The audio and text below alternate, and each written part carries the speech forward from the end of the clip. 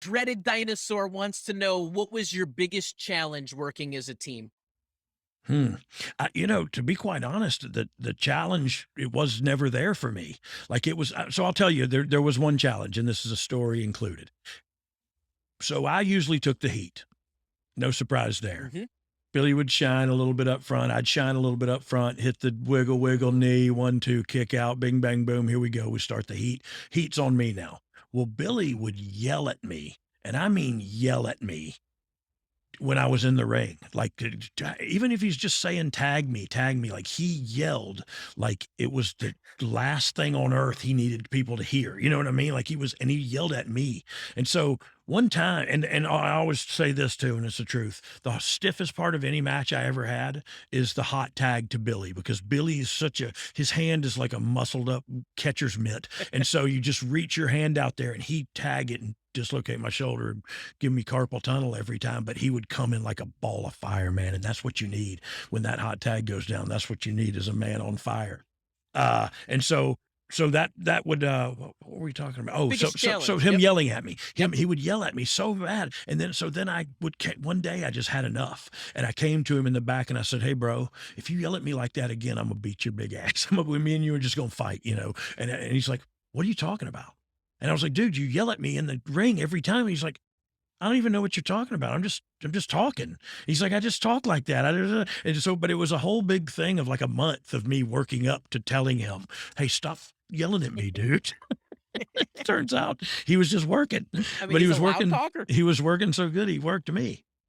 I mean, and those are the moments that work everyone else Yeah, too. yeah, yeah, they do. And like again, it's a pleasure being his partner, man. I love the fact that me and him got to uh have the success we had. But I often wonder, like, had I, kept my head on straight and stayed on the straight and narrow, would me and Billy be the Road Warriors, or would we be, you know what I mean? Would we still? Billy's still working, for the love of God, and he can still go too, bless his heart. Good.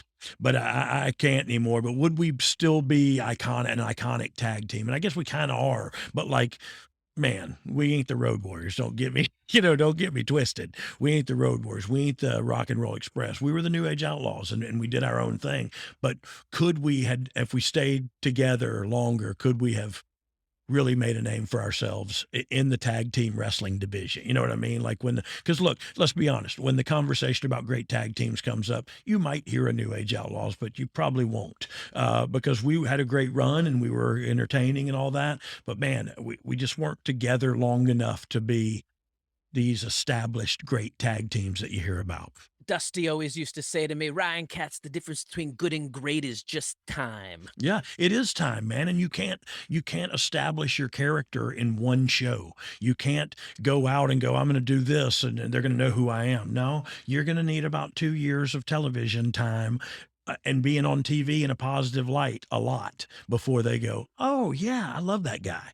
You know what I mean? And Yep. I heard Cody say something like that the other day too, was about, the word "over" is overused, and man, it is overused today, because there ain't nobody over like there was over back in the Dizzy. And all you got to do is watch an old episode of Raw, And hear those Nitro, eruptions. to remember and hear that, man, and feel that energy, because it was electric. And that's it on the energy. It's not just the roar. When you watch those old clips, it's the body language, it's the eruption. Like, it's not just that you hear the sound, you feel and see the wave of the people as Yes, they yes. stand. And Well, that's the thing, is their energy was palpable. You know what I mean? Like you felt it and you fed off of it one way or another. And that's back to what I said earlier. And I'm not just being the old sour guy. I just think some of the guys nowadays need to learn to listen to the fans, and they might have to, adapt on the fly.